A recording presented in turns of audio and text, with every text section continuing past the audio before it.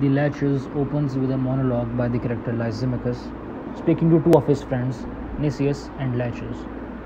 Lysimachus has just brought his two friends out onto a battlefield to watch a soldier fighting, and explains that the reason he has brought his friends to the battlefield is that he and a friend of his, Melesius, wish to seek their advice on how to best instruct their sons in the art of war. Nicias responds that he believes the art of fighting in armor would be a good thing to learn, for it would make the children want to learn the other things in war. Laches replies that he believes the art of fighting in art to be a kind of knowledge without value. Laches argues that most of the men he has seen who are teachers of this art make fools of themselves on the battlefield, and he relates a particularly long anecdote concerning a teacher named Stesilaus who was laughed at by all of his companions in battle. Laches believes that fighting may be a form of knowledge, but since this knowledge does not make the masters of it better fighters, in his perspective, it is not worth knowing. Lysimachus asks Socrates to break the tie between the two generals, but Socrates instead insists that they find out who is the expert among them and ask his advice. If they find none, then they will seek the advice of another teacher. Socrates then clarifies that he means to find the one out of them, not who is an expert in the art of fighting with armor, but that person who is an expert in the soul of youth, since that is the end product of what they are discussing. Socrates asks that Nicias and Laches give proof of which one of them is the most expert by showing the others who their teachers have been and who their students are.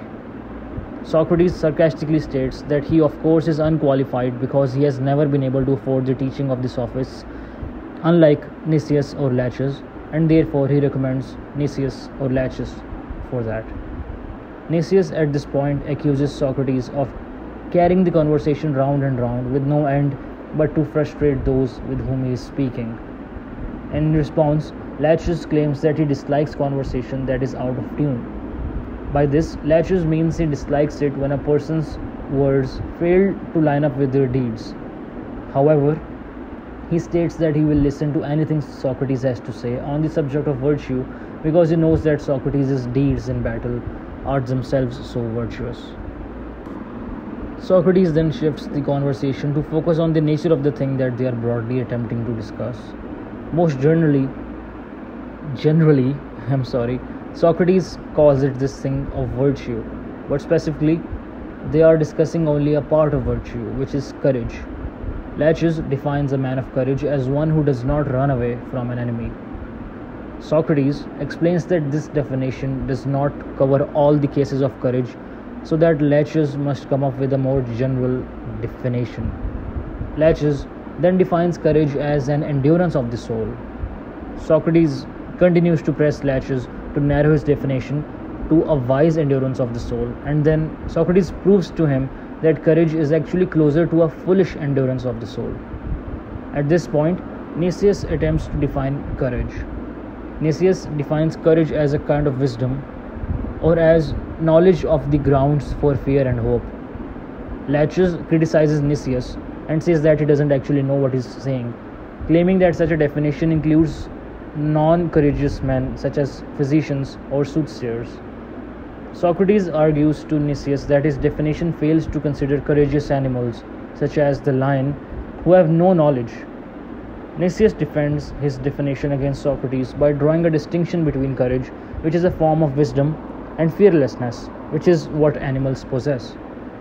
Socrates attacks Nicias' position from a final angle by claiming that his definition that courage is knowledge of the grounds of fear and hope only deals with the future of courage and neglects the present and past.